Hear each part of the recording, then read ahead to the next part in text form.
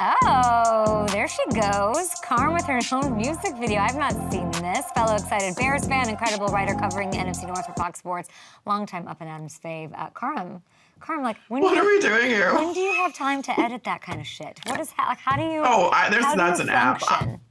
That's an app. Also, I was up really early doing a podcast like 4 hours after I went to bed after the draft. So I was like, I'm just, whatever. It's fine. And I don't sleep. Team no sleep. You and I are team no sleep. Team no sleep. And the adrenaline was, but I don't like make content. I don't know how to do any of that. If I put up an Instagram story, like the world is lucky.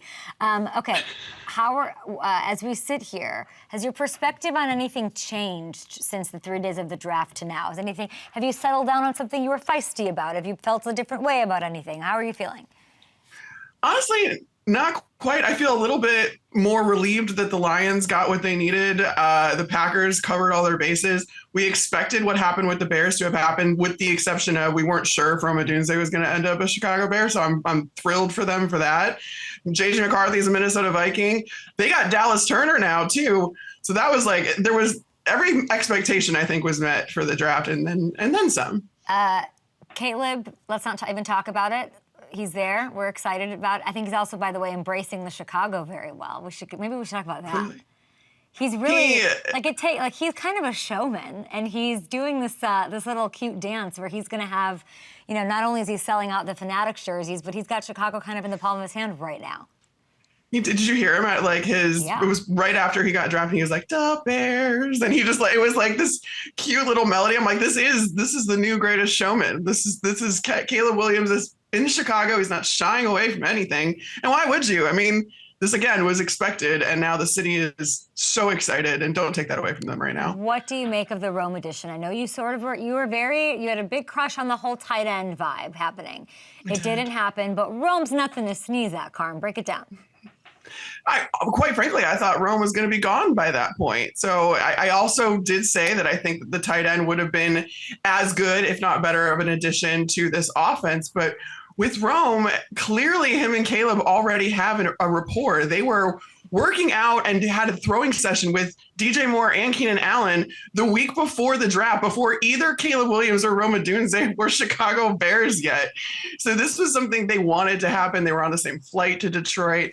They're going to grow up together in the city of Chicago so that when it is Rome's time to take over as wide receiver one, because don't forget, he does have two veterans in front of him right now. Mm-hmm. This is going to be a tandem, hopefully, that is good for years and years to come, and continues the sustained success that Ryan Poles is trying to build with this very, very carefully curated roster of his. If you had the opportunity to have like a one-on-one with Ryan Poles, what would you ask him? What would you want to know? Oh, God, that's so interesting. I want to talk so much about his team building philosophy and just trying to stay patient in an NFL that doesn't allow for patience, because he came from Kansas City, clearly got a lot of really good experience there. And now comes here. He's got Ian Cunningham, his right-hand dude. I want to talk about their relationship. I just need to know how you stay patient and you stay the course when things are being like dangled in front of you and there's all these pressures and all that other stuff, because that's not nothing. And clearly Chicago doesn't have a lot of patience. You and I know that. They don't, but they're excited right now. And I told them to enjoy. Yeah. Be in the joy right now and love. I like how much you respect Ryan Poles. It's actually a great, I mean, your answer to that is perfect. In an NFL that has no patience, how do you do this and how do you make this complete roster? But now it's game time, right? It's April. We gotta talk about week one. The schedule's not even released yet. And all eyes are not on Ryan Poles. He did his job. He should be somewhere in, Baker's Bay throwing the ball around with somebody. Now it's up to Shane Waldron to execute. How is he up to task, in your opinion? He has a track record coming in, and that's not something we saw with the last offensive coordinator and Luke Getsy, who had only ever been in one system, hadn't called plays, all of that. Shane Waldron is not that. Shane Waldron has been a coordinator for years in Seattle. He started being a coordinator with the Rams under Sean McVay as the pass game coordinator. This is a guy that I keep going back to the same sentiment that has been conveyed to me by multiple people that know him, that have played against him, coached against him. Shane Waldron is one of the guys that can call games. He doesn't just call plays, he can call games. And that means that he evolves as it goes. He plays chess when others play checkers. He's not just reactionary. He is setting you up constantly, not only within games, but then throughout the season. And that is what the Bears have been sorely lacking on offense. It's always been reactionary. It's always been trying to catch up or do that and this, that, and the other. Shane Waldron's going to go out there and he's going to show you the exact same look and run 5 different things out of it. It comes from that Shanahan-McVay tree too, but he executes it very, very well. And I think he's got the firepower to do it even better than he did in Seattle this year. What are we talking about here, though? What are realistic expectations? This is the thing, though. Like, if this works, this team will be remembered forever, okay? You know how everybody talks about the 85 Bears still in Chicago. But my thing is, where do we get off having these expectations of a rookie quarterback in Chicago? The bar is on the floor at this point. Caleb wouldn't even have to throw for 1 touchdown a game. He would only have to average 130 passing yards a game to break the rookie quarterback records in Chicago. Can we start there? Like, also talking about going and winning the division, a very tough division, by the way, could be the toughest in the league this year. A rookie quarterback has only ever won his division in the history of the league 8 times. It's only happened 3 times in the last 18 years. Again, where do we get off expecting that from a team that has so much new in it? Can we stop putting the cart in front of the horse? Just let them get to a winning season first. Let them lay the foundation. Otherwise, if you don't do this the right way, you're going to waste all that work that Ryan Poles just put in. Hold on. Hamilton, get in here. Hamilton just texted me something. Go ahead, Hams. I don't even know if you... Go ahead. Hey, what's up, Carmen? I don't know if you saw this yesterday. Bears fans, it was circulating some Caleb Williams. It was like a 7-minute reel of his lowlights and comparing him still to Justin Fields. What did you make of that, and why are Bears fans still doing this at this point? CARM.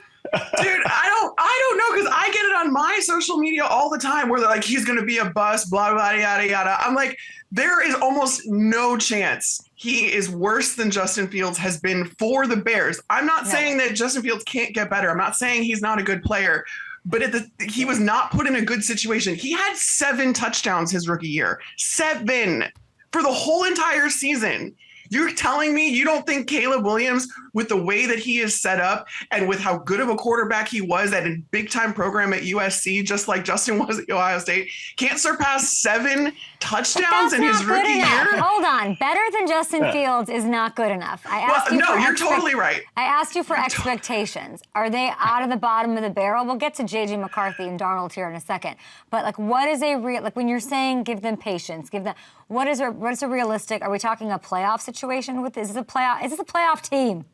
I would love to see them flirt with playoff contention. Okay, I would love to see them look like a playoff team by the end of the season, regardless of if their record reflects it. I think that's the biggest thing here is we need to not get so wrapped up in these numbers necessarily and see with our own eyes what the team looks like. If you see the foundation being built and you see the defense living up to the expectation now that it's a top 5 unit, and you see the receivers starting to gel with Caleb Williams and him being able to make reads and make good decisions and take care of the football, that's all you need this year.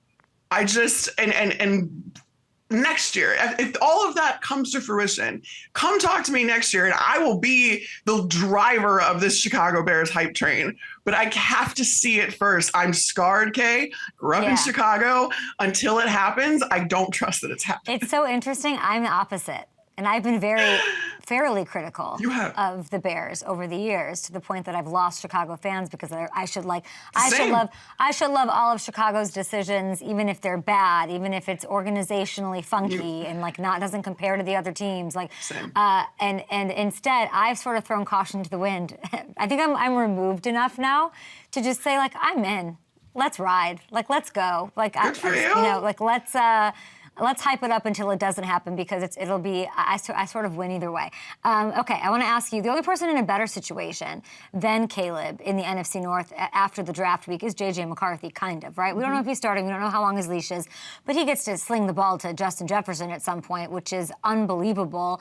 We have Devin McCourty coming up, and I know that his like welcome to the NFL moment as a brilliant safety was covering Randy Moss in practice, and that made him the guy that he is today, the multiple Super Bowl champion. So you have that going on with that quarterback wide receiver situation, getting to throw to Justin Jefferson, Jordan Addison, the whole nine.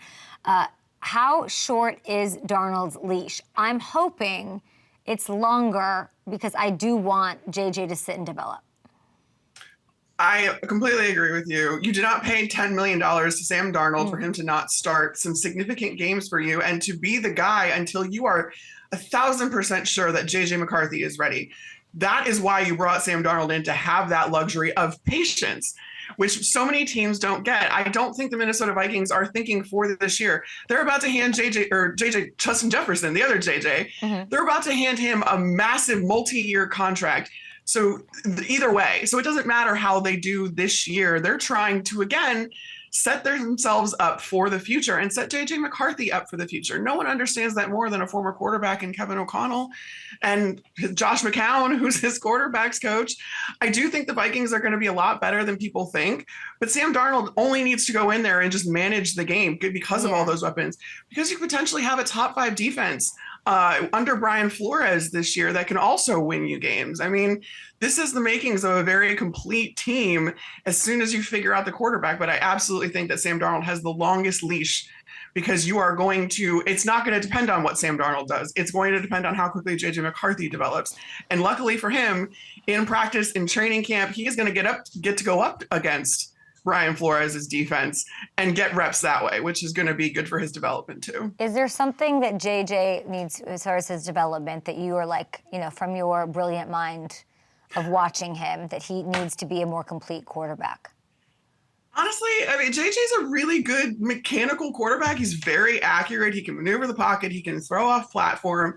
His processing skills are good, but he wasn't exactly asked to get past his first or second read at Michigan because they didn't really throw the ball very often. So it's getting the reps of countering NFL defenses and manipulating defenders with your eyes and making sure that you're making checks and you're audibling and you have command of an offense. Don't telegraph your throws. I think JJ McCarthy's been a little guilty of that in college too. So I just want to see him take command. And I think that all comes with time and reps, and he's going to get to do that in a very low stakes situation. And like I said, Brian Flores is going to throw the book at him in training camp, especially when the ones actually get to go up against each other, and he's going to get the full breadth of Brian Flores' defense, and he's going to throw a lot of stuff at him, and JJ McCarthy's going to have to learn really quickly, and I think he's going to be able to do that with the support system he has in place. I want to get through the rest of the NFC North. As usual, you and I are talking about a million different things, so it doesn't get there, but let's get through these quickly. Let's go to Green Bay. They didn't trade. They made all 11 picks that they came to the dance with. Tell me why you love, obviously, Xavier McKinney. We know why I love him, but you like the Georgia safety, too. What's the deal there? I do, because he is one of those do-it-all safeties as well. Just next to Xavier McKinney, there's nothing that these two guys together can't do. And that's so important in Jeff Hafley's defense. He's the new defensive coordinator there. Green Bay is switching to a 4-3 base defense for the first time since 2008.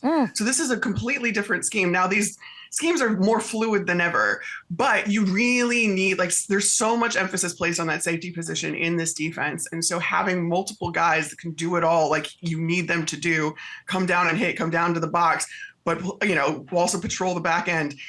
They're really good. And I really, really like the Georgia safety, Javon Bullard, for that reason. I love, what's his name? Cooper.